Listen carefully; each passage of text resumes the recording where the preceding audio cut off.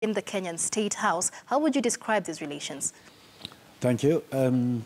Ethio-Kenya relations dates back to 1950s, right after the independence of Kenya.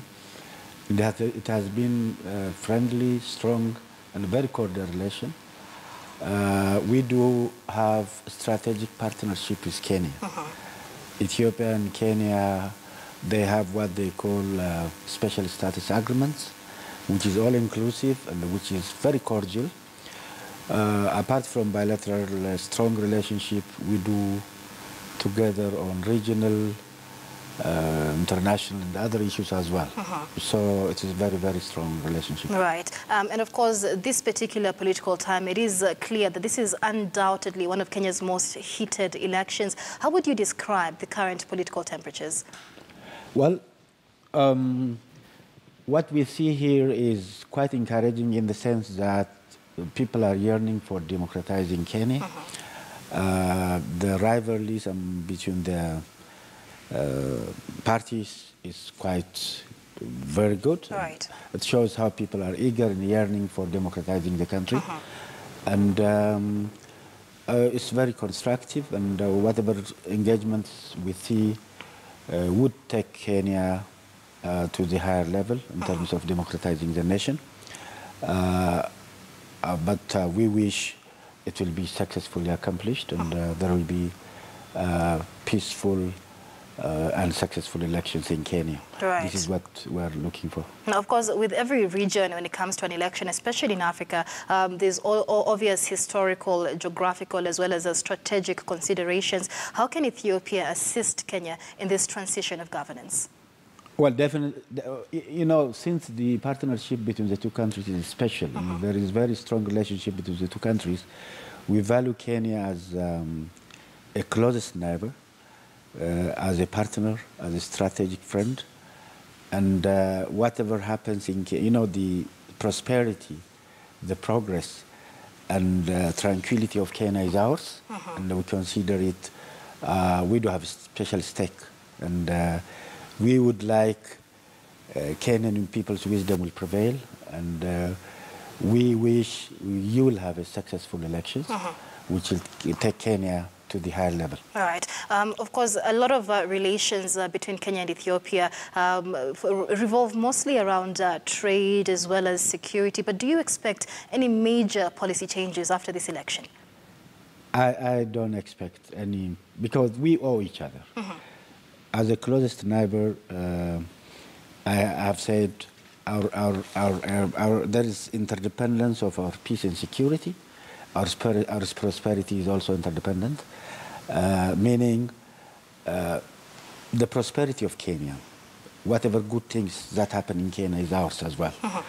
And therefore, we don't we owe together. You know, we owe each other a lot. Right. We either swim together or sink together. I wish we don't sink, we'll swim together.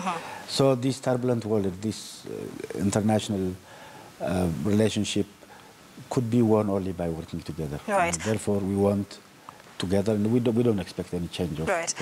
Let's focus on some of the developments that have come out of this Ethio-Kenya relations. In 2015, Kenya and Ethiopia did sign a pact, that is the Integrated Program for Sustainable Peace and Socio-Economic Transformation, and that was aimed at mitigating violent conflicts and extremism, violent extremism along the border. How has this pact, affected the two countries in terms of, has it borne fruit, especially with regard to lowering the allure of violent extremism from Al-Shabaab? Yeah, exactly. Apart from other, we have a lot of agreements that we have signed with Kenya so far. Since Kenyan independence, we have signed close to 60 agreements in various areas.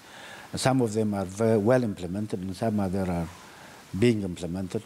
Some have not been implemented yet, but we are determined to implement them. Of these agreements, we do have a border integrated program, which our border counties, our border territories have signed among themselves at the level of the leadership of both countries. And that border integrated development program is being supported by donors as well. And that has already lowered the level of tensions in some tribal areas. Right. Cattle rustling, cross-border conflicts, especially between the Turkana, the Marsabit, exactly, that has been very much lowered. There is a highway that runs from Kenya all the way to Ethiopia, and it's trans-country highway, and that highway is also actually has created a lot of opportunities for a business between the two countries. Between the two countries, and definitely that border area is going to develop, to prosper, to benefit from the relationship between the two countries.